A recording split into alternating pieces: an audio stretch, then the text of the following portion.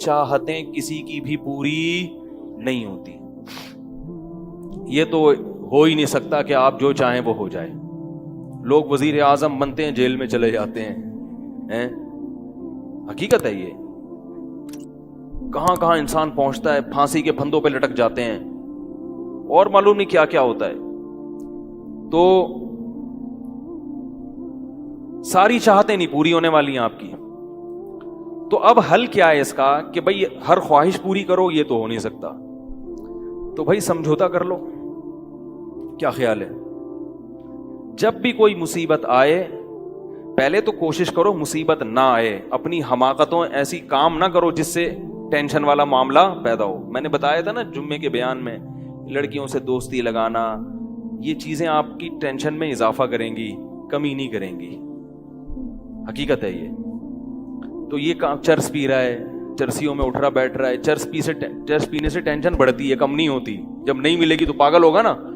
تو وہ کام, ایسے کام کرنا جس سے آپ غریب آدمی ہو لیکن رہنا اپنے مالداروں کے علاقے میں شروع کر دیا, اس سے ٹینشن بڑھے گی, احساس کمتری کا شکار ہو جاؤ گے.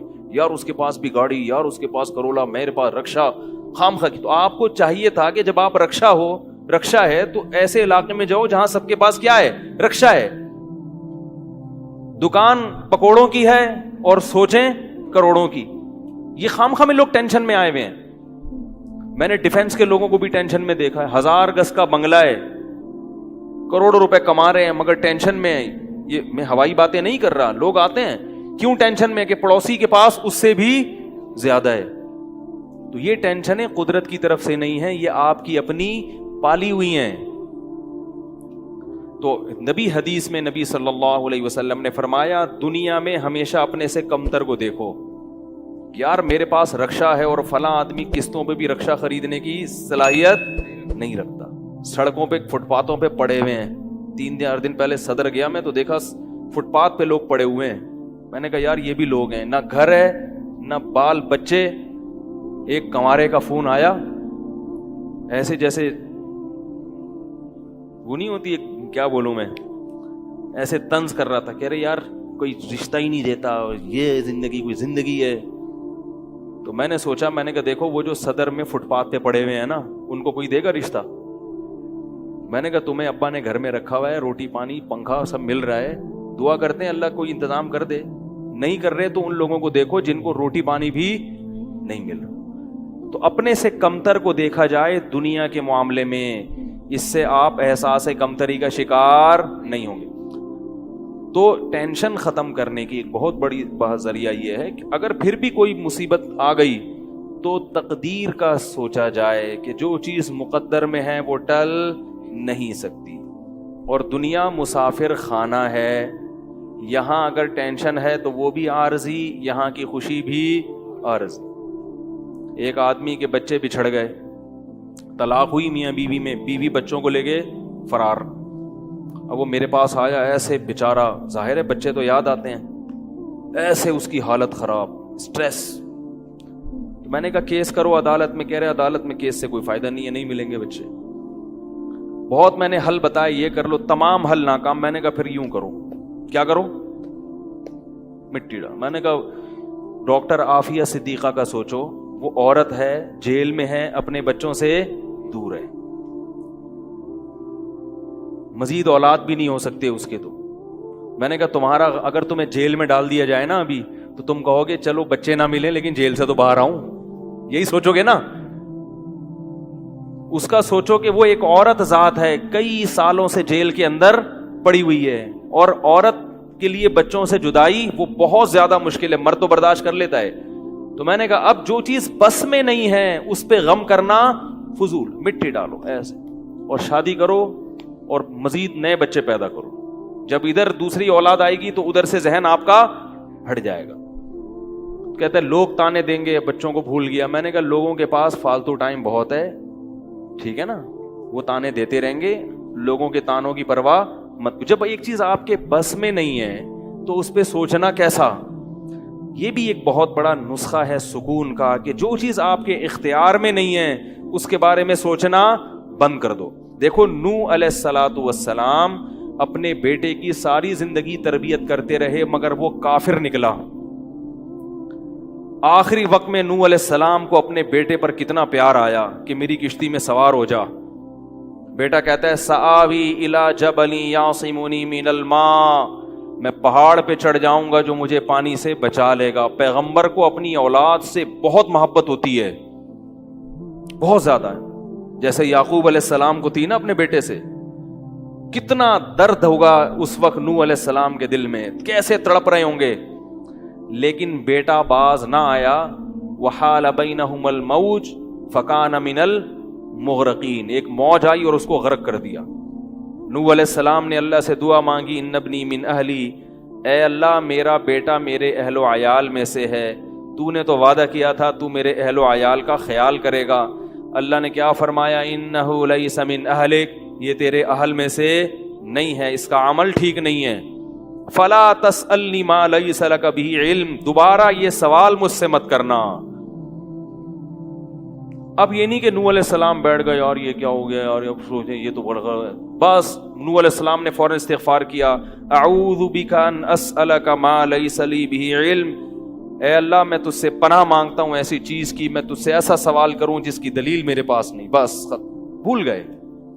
اب یہ تھوڑی کہ روتے رہیں بیٹھ کے, بھئی جو چیز بس میں نہیں ہے چھوڑ دو. تو ہم بہت ساری چیزوں کی ٹینشن لیتے ہیں جو ہمارے اختیار میں نہیں ہے. پیٹرول مہنگا ہو رہا ہے, بیٹھ کے خام میں پریشان ہے. بھائی تم سے پوچھ کے تھوڑی مہنگا ہوا ہے. غم کرنے سے اگر وہ سستا ہو جائے تو رو. میرے پاس تھی Kawasaki G T O, Kawasaki G T O 125. آپ کو پتا ہے کیا بائک تھی وہ, ہم نے بھی بڑے شوق پالے ہیں ایک زمانے میں. میں اس میں پیٹرول ٹھیک ٹھاک ڈلتا تھا. اب جب پیٹرول مہنگا ہوتا تو سب سے زیادہ متاثر میں ہوتا تھا اس سے. 50 والوں کو کچھ نہیں ہوتا تھا. تو میں ایک دفعہ پیٹرول پمپ گیا, میں نے پیٹرول ڈلوایا اس میں, تو اس نے کہا وہ 5 روپے پر لیٹر بڑھ گیا ہے. مجھے بڑا غصہ آیا. میں نے ساتھ والے سے کہا, میں نے کہا یار یہ کیا مذاق ہے یار, ہر تھوڑے دن کے بعد 5 روپے بڑھ رہا ہے, تو آپ کو غصہ نہیں آیا؟ اس نے کہا صرف میرے لیے تھوڑی بڑھ رہا ہے, پوری قوم کے لیے بڑھ رہا ہے نا. تو مجھے اس کی بات بڑی اچھی لگی. اس نے کہا میرے اکیلے کے لیے بڑھے تو مجھے غصہ آئے, سب کے لیے بڑھ رہا ہے تو چلو ٹھیک ہے. اس دن کے بعد سے اب تک پیٹرول بڑھنے پر مجھے غصہ نہیں آیا. میں یہی کہتا ہوں یار مجھے ٹینشن لینے سے کیا ملے گا. 100 روپے لیٹر بڑھ جائے, زیادہ زیادہ یہ ہوگا, بہت زیادہ بڑھے گا تو گاڑی بیچ دو. بھائی نہیں ہمارے کنٹرول سے باہر ہو گئی ہے, گاڑی بیچ دو, دوبارہ آ جاؤ, ٹیکسی پہ آ جاؤ, پھر بھی ہے تو پھر رکشے پہ آ جاؤ, پھر چنچی پہ آ جاؤ, پھر پیدل ہو جاؤ. جو چیز اختیار میں نہیں ہے اس کی ٹینشن لینا حماقت ہے. بات آ رہی ہے سمجھ میں؟ اسی طرح یاد رکھو اولاد کی تربیت کا معاملہ ہے. ہمارے ہاں جو لوگ نئے نئے دیندار بنتے ہیں یا پرانے بھی, وہ چاہتے ہیں میرا گھر 100% خلفائے راشدین جیسا بن جائے, جبکہ بیگم پہ کنٹرول نہیں ہوتا, وہ الگ سمت میں جا رہی ہوتی ہے. اب آپ نے ڈنڈا چلانا شروع کر دیا, بچے باغی ہونا شروع. وہ بجائے دین پہ آنے کے ابا کو مکھنچو سمجھنا شروع کر دیتے ہیں اور بغاوت پھیلتی ہے. تو بھائی آپ اعتدال سے تربیت کی کوشش کرو, ہو گئی ٹھیک ہے, نہیں ہوئی ہم سے نہیں سوال ہوگا, ہم جو کر سکتے تھے ہم نے کر لیا. تو ہم نے نا بہت ساری چیزیں, یہ ہو رہا ہے معاشرے میں غلط, یہ ہو رہا ہے, وہ والے وہ جماعت کیوں آ گئی, وہ جماعت کیوں آ گئی, وہ فلاں فرقہ کیوں بڑھ رہا ہے, یہ والے کی کم ہو رہے ہیں, وہ زور سے آمین کیوں کہہ رہے ہیں, وہ آہستہ آمین کیوں کہہ رہے ہیں, ٹھیک ہے نا, وہ رفع الیدین کیوں کر رہا ہے, وہ رفع الیدین کیوں نہیں کر رہا. میرا ایک اصول ہے, میں جب کسی ٹاپک پر بیان کرتا ہوں تو مجھے جب بھی کوئی ایسے اختلافی مسائل پر بیان ہوتا ہے نا, تو اکثر لوگوں کے پھر واٹس ایپ پہ میسج آنا شروع ہوتے ہیں, آپ نے جو یہ بیان کیا اس میں یہ والی بات, حالانکہ اس بات کا جواب اس میں موجود ہوتا ہے. تو میں پھر مزید جواب نہیں دیتا, میں کہتا ہوں پورا بیان سنیں. وہ پھر جواب بھیجتے ہیں کہ ہم نے پورا بیان سنا ہے. میں کہتا ہوں دوبارہ سنیں. کہتے ہیں سنا تو ہے, مجھے جواب نہیں ملا, جبکہ مجھے پتا ہوتا ہے جواب اس میں ہے. میں کہتا ہوں پھر تیسری بار دوبارہ سنیں, کیونکہ اس سے زیادہ کہ ہم مکلف نہیں. اب یہی تھوڑی کہ ایک ہی چیز کو لے کے پھر وہی سوال وہی جواب, وہی سوال وہی جواب. پبلک کے پاس تو ٹائم ہے, وہ تو کرتے رہیں گے اور آپ کی صلاحیتیں بیکار ضائع ہوتی رہیں گی. بھائی ہم جب ایک ٹاپک پر بات کی, پورا کور کیا اس کو, مجھے اچھی طرح معلوم ہے آپ کے ان تمام سوالات کا جواب اس میں موجود ہے. اب بار بار سوال کرو گے تو ہم نئے سرے سے جواب دے کے ٹائم ضائع. یہ ٹینشن ہے خامخواہ کی کیوں پالیں؟ ٹینشن پتہ ہے کیا ہوتی ہے؟ ٹینشن یہ ہوتی ہے کہ یار اتنی تفصیل سے میں نے بیان کیا پھر بھی لوگوں کی سمجھ میں نہیں آ رہا. ہائے یہ کیا یار، یہ کیا؟ اس سے آپ خامخواہ میں آپ کے سر کے بال غائب ہوتے رہیں گے. تو ہم یہی کہیں گے اے اللہ ہم سے جو ہو سکا تھا ہم نے کر دیا. اب سمجھ میں آنا سمجھانا کس کے بس میں ہے؟ اللہ کے بس. نبی کی بات سب کی سمجھ میں نہیں آئی، اور اللہ تعالیٰ نے نبی کو کتنی تسلی دی ہیں قرآن میں. نبی کو بار بار کہا کہ آپ جو سمجھا رہے ہیں پھر بھی یہ نہیں سمجھ رہے تو ٹینشن نہ لیں. کیوں؟ نبی کو اگر زیادہ ٹینشن ہوگی تو کام کون کرے گا؟ قرآن میں سینکڑوں آیتیں ہیں جو صرف تسلی پر مبنی ہیں، جن میں نبی کو کیا دی جا رہی ہے؟ تسلی. لعلک باخع نفسک علی آثارہم، کہیں ایسا نہ ہو کہ ان کی ہدایت کے پیچھے آپ کی جان ہی ہلاک ہو جائے، یعنی غم سے. کیونکہ نبی صلی اللہ علیہ وسلم حیران ہوتے تھے کہ ان کو میں نے معجزے بھی دکھا دیے اور میں نے بتایا کہ یہ بت ہیں جن جو نہ سن سکتے ہیں، نہ دیکھ سکتے ہیں، نہ بول سکتے ہیں، ہر طرح سے سمجھا دیا. ٹھیک ہے. اور میری 40 سالہ زندگی بھی انہوں نے دیکھی کہ زندگی میں کبھی میں نے جھوٹ نہیں بولا، امین اور صادق مشہور ہوں. اور یہ پیغمبروں کا انتظار بھی کر رہے تھے کہ ایک نبی آنے والا ہے. سب چیزیں ہو گئیں پھر بھی نہیں مان رہے تو ٹینشن تو ہوتی ہے نا. تو قرآن نبی کو کیا کہہ رہا ہے کہ مزید ٹینشن لیں؟ نہ قرآن ٹینشن کیا کر رہا ہے؟ کام. نہ ٹینشن نہ لیں، ٹینشن نہ لیں. ما انت علیہم بمسیطر، آپ ان پر نگہبان نہیں ہیں، داروغہ نہیں ہیں، گن پوائنٹ پہ نہیں لائیں گے آپ کسی کو، آپ سے سوال نہیں ہوگا. آپ بلغ ما ارسل الیک من ربک، آپ کا کام ہے پہنچانا. یہاں تک کہ اپنے سگے چچا ایمان نہیں لے کر آ رہے جنہوں نے آپ کو پالا بچپن سے. چلو وہ تو دشمن تھے، وہ ایمان نہ لائیں تو انسان صبر کرتا ہے، یہ تو دشمن ہے.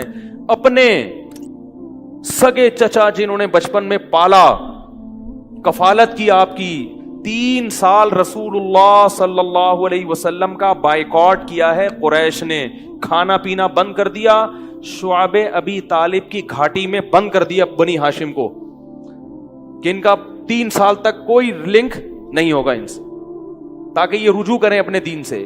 ابو طالب بھی آپ صلی اللہ علیہ وسلم کے ساتھ اس گھاٹی میں بند ہوئے، ایمان نہیں لائے مگر اپنے بھتیجے کا ساتھ دیا. اتنے اچھے چچا لیکن ایمان نہیں لائے. کیسا نبی کا دل کڑتا ہوگا کہ نہیں ہوگا؟ موت کے وقت آ کے نبی نے کہا کہ ایک دفعہ کلمہ پڑھ لیں تاکہ قیامت کے دن آپ کی بخشش کر سکوں، سفارش کر سکوں، آپ کی اللہ سے بخشش کی دعا کر سکوں. کیسا دل مچلتا ہوگا نا. ابو طالب کو خیال آیا کلمہ پڑھنے کا. قریش کے جو سردار تھے انہوں نے ابو طالب کو دیکھنا شروع کر دیا کہ کلمہ، کتنا غصہ آیا ہوگا نبی کو ان سرداروں پہ کہ میرا چچا جس نے میری اتنی کفالت کی، مجھ سے اتنی محبت کی، آج وہ میرے سامنے جہنم کی آگ میں داخل ہو رہا ہے اور یہ کمبخت کھڑے ہوئے اس کو ورغلا رہے ہیں. ابو طالب نے چند اشعار کہے کہ اگر مجھے یہ ڈر نہ ہوتا کہ عرب کہیں گے کہ ساری زندگی اسلام نہیں لایا، موت کے وقت موت کے ڈر سے باپ دادا کا دین چھوڑ دیا، یہ ڈر نہ ہوتا تو آئے محمد آج میں تیری آنکھیں کلمہ پڑھ کے ٹھنڈی کر دیتا. لیکن اس کو انہوں نے غیرت کا مسئلہ بنا لیا کہ میں مروں گا تو سردار کہیں گے کہ یہ ایک زبان والا نہیں ہے. زبان تبدیل کر لی انہوں نے. کرنا تھا تو پہلے ایمان لاتا نا، اب کیوں؟ اور وَلَقَدْ عَلِمْتُ بِأَنَّ دِينَ مُحَمَّدٍ مِّن خَيْرِ أَدْيَانِ الْبَرِيَّةِ كُلِّهَا، مجھے یقین ہے کہ محمد جو میرا بھتیجا دین لے کر آیا ہے تمام دنیا کے دینوں میں سب سے افضل ہے. لولا الحذار لولا الملامت او حذار مسبت، اگر ملامت کا خوف یا لوگوں کے برے بھلے کہنے کا خوف نہ ہوتا تو آج میں اپنے بھتیجے کی آنکھیں ٹھنڈی کر دیتا. کیسا دل کوڑا ہوگا میرے بھائی، کیسا، جس کو جہنم کی آگ کا یقین ہے اور ان کو معلوم ہے کہ میرا چچا جہنم کی آگ میں داخل ہونے والا ہے، کیسا تڑپ رہے ہوں گے. اور ابو طالب کی آنکھیں بند ہو گئیں. نبی صلی اللہ علیہ وسلم اتنے غم زدہ ہوئے. اللہ نے پھر کیا دی؟ تسلی کی آیتیں کہ ٹینشن نہ لو. یہ میں آپ کو کیوں واقعہ سنا رہا ہوں کہ جب اتنے بڑے بڑے غم کے واقعات میں اللہ ٹینشن لینے کو پسند نہیں کر رہے، تو ہماری چھوٹی چھوٹی، اس کی پکوڑے کی دکان چل گئی، میری دکان بند ہو گئی، اس کو سواری مل گئی ہے بھائی رکشے میں، مجھے سواری نہیں ملی، ان چیزوں میں ٹینشن لینے کا کیا مطلب؟ بہت مشکل ہے یار، کیا کریں یار. ہماری ٹینشن یہی ہوتی ہے نا یار، سیٹنگ وہاں چل رہی تھی، ابا نے رشتہ وہاں طے کر دیا، یہ کوئی ٹینشن کی چیز ہے؟ ٹینشن تو وہ ہے جو نبی کو ہوئی تھی، یہی ٹینشن ہے آج کل. تو نبی کو کس قدر غم ہوا ہوگا، غیرت بھی ہے نبی میں، حیا بھی ہے، محبت بھی ہے، لیکن اللہ کیا کہہ رہے ہیں؟ ٹینشن نہ لیں. کیوں؟ وہی اصول جو میں نے آپ کو بیان کیا کہ جو چیز اختیار میں نہیں ہے اس پر ٹینشن نہیں لینی چاہیے. انک لا تہدی، یہ آیتیں نازل ہوئیں، من احببت ولکن اللہ یہدی من یشاء. اے محمد، جس سے آپ محبت کرتے ہیں اس کو ہدایت دینے کے مالک نہیں ہے.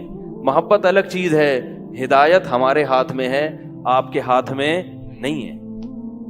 اب اگر نبی اسی غم کو لے کے بیٹھے رہتے تو کہاں سے دعوت اور تبلیغ کا کام ہوتا؟ آپ صلی اللہ علیہ وسلم سے حضرت عائشہ نے پوچھا کہ ابو طالب جو اتنی خدمت کرتا تھا، آپ کی کرتے تھے اور اتنا کچھ انہوں نے کیا، کیا یہ نیکیاں قیامت کے دن کام آئیں گی؟ آپ نے فرمایا ہاں. کتنا کام آئیں گی کہ جہنم کے نچلے طبقے سے اللہ اٹھا کے اوپر والے طبقے میں لے آئے گا، اور پاؤں میں صرف آگ ہوگی مگر اس سے دماغ ایسے کھولے گا جیسے ہانڈی.